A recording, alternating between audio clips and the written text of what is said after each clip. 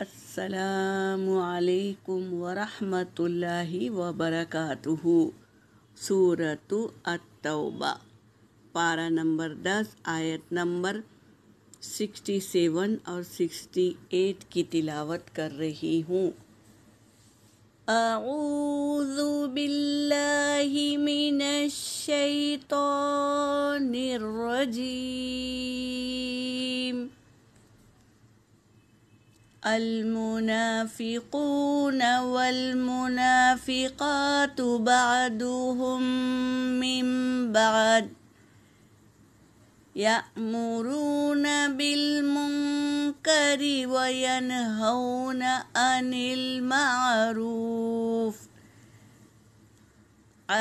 المعروف ويقبضون أيديهم نسوا الله فنسيهم إن المنافقين هم الفاسقون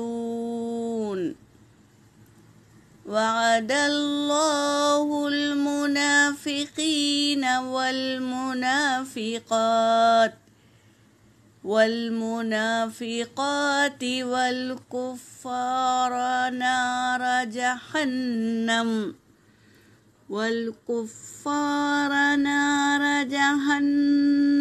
خالدين فيها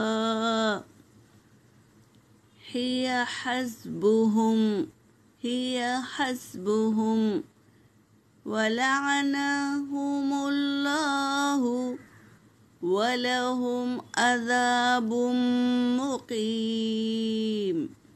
صدق اللہ العلی العظیم۔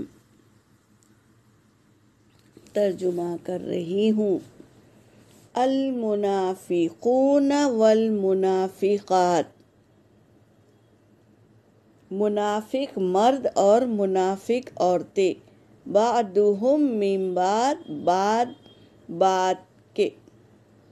بات سے، یأمرون وہ حکم دیتے ہیں، بالمنکر برائی کا، وینہون اور وہ روکتے ہیں، عن المعروف نیکی کے کاموں کو روکتے ہیں وہ، ویقبضون ایدیہم اور وہ اپنے ہاتھوں کو باندھ کے رکھتے ہیں، یعنی اللہ کے راستے میں خرچ نہیں کرتے۔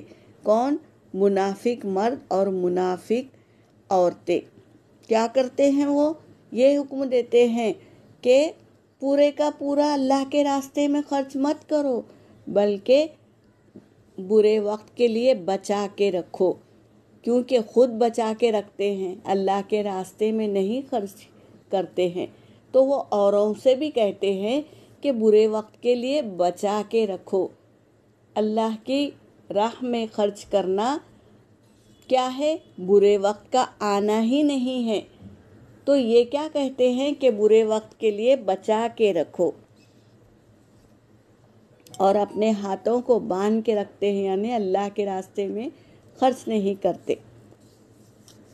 وعد اللہ اور اللہ کا وعدہ ہے، وعد اللہ المنافقین والمنافقات، اللہ کا وعدہ ہے منافق مرد اور منافق عورتوں سے، والکفار اور کفار سے، یعنی انکار کرنے والوں سے، نار جہنم، جہنم کی آگ ہے، خالدین فیہا وہ جہنم میں ہمیشہ ہمیشہ رہیں گے، ہی حسبہم اور وہ کافی ہے، کیا؟ جہنم ان کے لیے کافی ہے،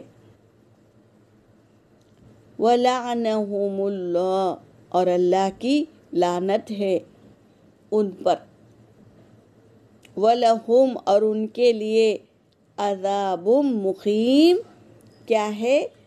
ہمیشہ کا عذاب ہے ان کے لیے، جو جہنم میں چلا گیا اور کیا ہے؟ کافی ہو گئی جہنم ان کے لیے، تو اس پر اللہ کی لعنت ہے اور ان پر عذاب مقیم ہمیشہ رہنے والا عذاب ہے۔